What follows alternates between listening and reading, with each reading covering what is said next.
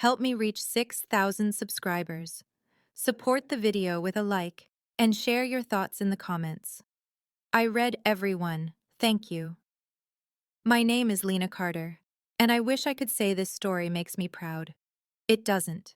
It's the kind of memory that stays in the back of your mind like a bruise, tender, dark, and impossible to ignore once you press on it. And yet, for a long time, I convinced myself it wasn't that serious. I told myself, everyone jokes, everyone flirts, everyone lets the moment sweep them away. But not everyone destroys their marriage at an office party.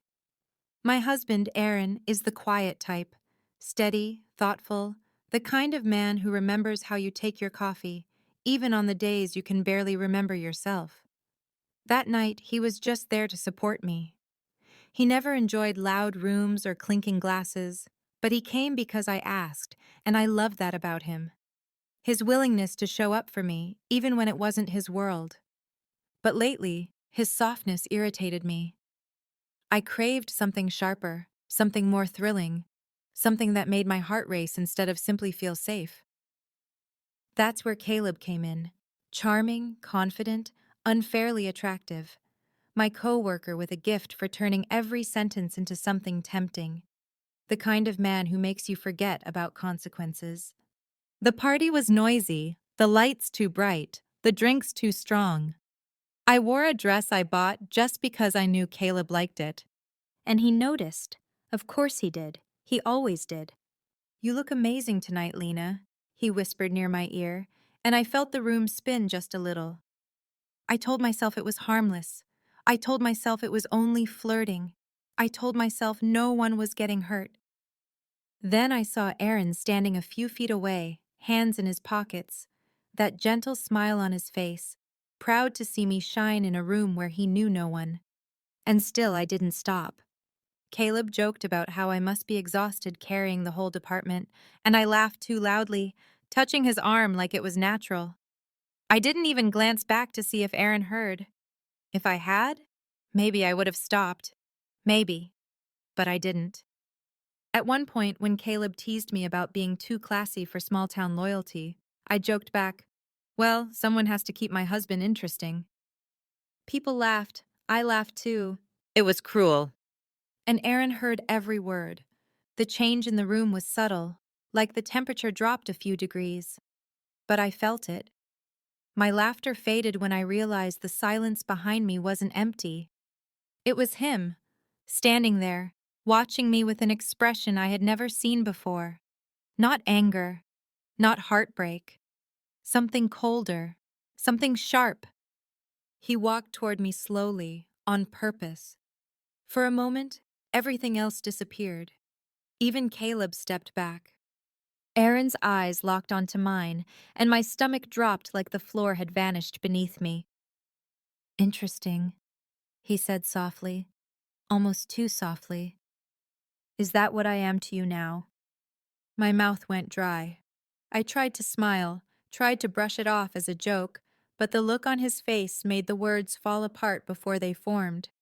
Everyone was watching. Conversations stopped. Glasses froze in midair. The whole room leaned in without moving. "Aaron, I was just joking." He finished for me, still not smiling. "You make fun of me to impress a man who wouldn't even hold your hair back if you were sick." A few people gasped. Caleb stiffened. I reached for Aaron's arm, but he pulled away, and that small movement hit harder than a slap. Something in his face hardened, like a door inside him slammed shut. When he spoke again, his voice wasn't gentle. It wasn't soft, unsure, or apologetic. It was cold, controlled, almost frightening. "Fine," he said. "If you want to see interesting." He leaned closer, so close I felt his breath by my ear. "I can show you interesting." When he stepped back, the room was completely silent, waiting, watching, holding its breath. And then Aaron did something that changed him from the quiet, harmless man everyone thought he was into someone none of us recognized. Someone who scared me. Someone who froze the room in total shock. Aaron didn't yell. He didn't break anything. He didn't storm out like a wounded husband demanding apologies. That would have been easier to accept, easier to repair. Instead, he did something far worse. He smiled. Not the gentle, patient smile I knew so well. This one was sharp, almost cutting, the kind that makes your body tense before your mind understands, the kind that tells you someone has reached a place where pain no longer holds power. Aaron, I whispered, my voice shaking. Please don't make a scene, he murmured with a quiet laugh. A scene, Lena? I'm done being the quiet man in the corner. Tonight, you wanted a performance. His eyes slid toward Caleb. Let's give them one. Before I could speak, Aaron moved past me and slipped his hand into the inside pocket of his blazer. For a brief second, fear rushed through me, thinking he was about to do something reckless. But instead, he pulled out his phone and raised it like proof. Did you know, he said calmly, that loyalty is only as strong as the person who chooses it? People traded confused glances. Caleb shifted uneasily. Then Aaron went on, his voice steady, almost precise. I'm not angry that you flirted, he said. I'm angry that you thought I was too blind to notice. His eyes locked with mine, or too kind to respond. Heat flooded my face. Shame spread across my skin like fire. I felt exposed, stripped of every ounce of confidence I'd had earlier. Aaron, can we please talk about this somewhere else? I begged. He ignored me. Let me tell you all something about my wife, he said, raising his voice just enough for everyone to hear. Not shouting, just sharp enough to cut through the noise. She loves attention, the kind that makes her feel special, desired, but she forgets that the men who give her that attention aren't the ones who stay when life turns ugly. Caleb stiffened, clearly wishing he could disappear. Aaron, stop, I whispered, but he wasn't finished. You see, he continued, while she was busy trying to impress someone who would walk away the moment something brighter came along, she forgot that I've been carrying us both for years, quietly, patiently, because I believed she was worth it.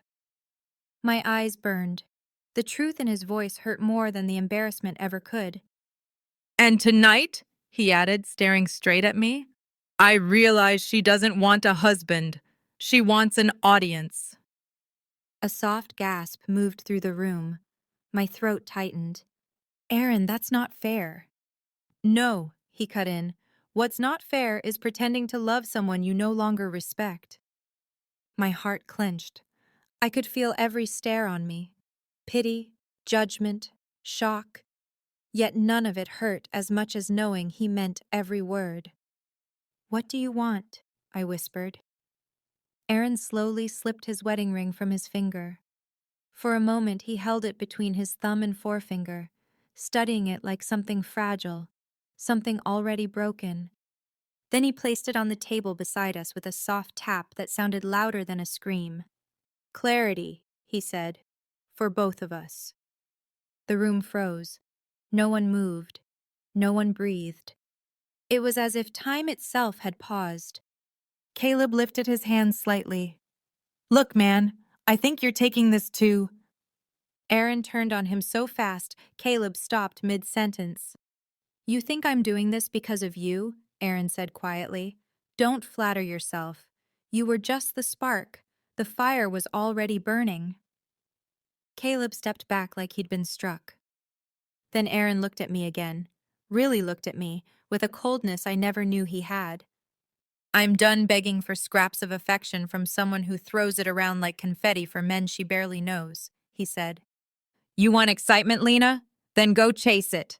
I won't stand in your way anymore. My knees felt weak. You're leaving me? No, he said calmly. I'm letting you leave the version of me you created, because that man deserved better. I covered my mouth as tears finally spilled down my cheeks. Aaron stepped back, his face unreadable. Good night, Lena. He turned and walked out of the room. Not rushed, not dramatic, just gone. The silence afterward was the loudest thing I had ever known. Slowly, People went back to their conversations, pretending not to stare, pretending the air wasn't heavy with tension. Caleb stepped toward me, but I moved away. For the first time that night, something terrifying sank in. I hadn't just humiliated my husband. I had awakened a side of him I never believed existed. And in doing so, I may have destroyed the only person who ever truly loved me. The party went on, but my world had already fallen apart.